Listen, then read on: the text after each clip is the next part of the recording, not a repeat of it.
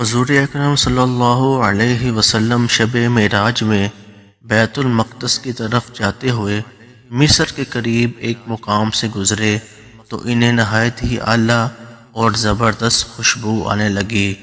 آپ صلی اللہ علیہ وسلم نے حضرت جبریل علیہ السلام سے پوچھا، یہ خوشبو کیسی ہے؟ جواب ملا کہ فرعون کی بیٹی کی باندھی مشاطہ اور اس کی اولاد کی قبر سے آ رہی ہے۔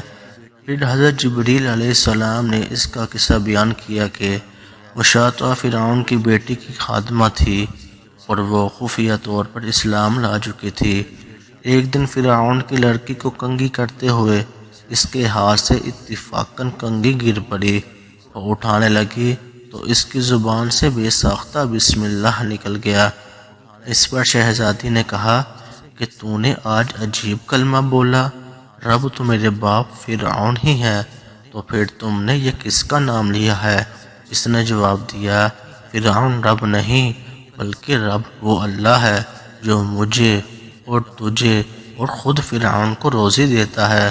شہزادی نے کہا، اچھا تو میرے باپ کے سوا کسی اور کو اپنا رب مانتی ہے؟ اس نے جواب دیا، ہاں ہاں، میرا، تیرا اور تیرے باپ سب کا رب اللہ تعالیٰ ہی ہے۔ شہزادی نے اپنے باپ سے کہلوایا، وہ سخت غضبناک ہوا اور اسی وقت اسے برسر دربار بلوا بھیجا اور کہا، کیا تو میرے سوا کسی اور کو اپنا رب مانتی ہے؟ اس نے کہا کہ میرا اور تیرا رب اللہ تعالیٰ ہی ہے جو بلندیوں و بزرگی والا ہے۔ فرعون نے اسی وقت حکم دیا کہ تانبے کی جو گائے بنی ہوئی ہے اس کو خوب تپایا جائے اور جب بالکل آگ جیسی ہو جائے تو اس کے بچوں کو ایک ایک کر کے اس میں ڈال دیا جائے، آخر میں خود اسے بھی اسی میں ڈال دیا جائے۔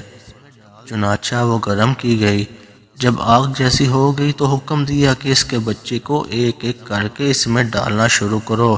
اس نے کہا، بادشاہ ایک درخواست میری منظور کر، وہ یہ کہ میری اور میرے ان بچوں کی ہڈیاں ایک ہی جگہ ڈال دینا۔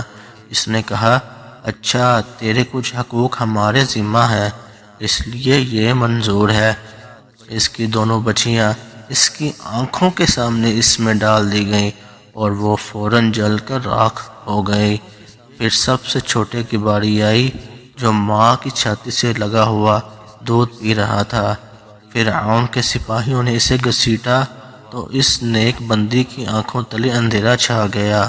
اللہ تعالیٰ نے اس بچے کو اسی وقت زبان دے دی اور اس نے بآواز بلند کہا، اماں جان افسوس نہ کر، ماں جان ذرا بھی پسو پیش نہ کرو، حق پر جان دینا ہی سب سے بڑی نیکی ہے۔ چنانچہ انہیں صبر آ گیا، اس بچے کو بھی آگ میں ڈال دیا گیا اور آخر میں ان کی ماں کو بھی اسی آگ میں جلا کر مار دیا۔ یہ خوشبو کی مہکیں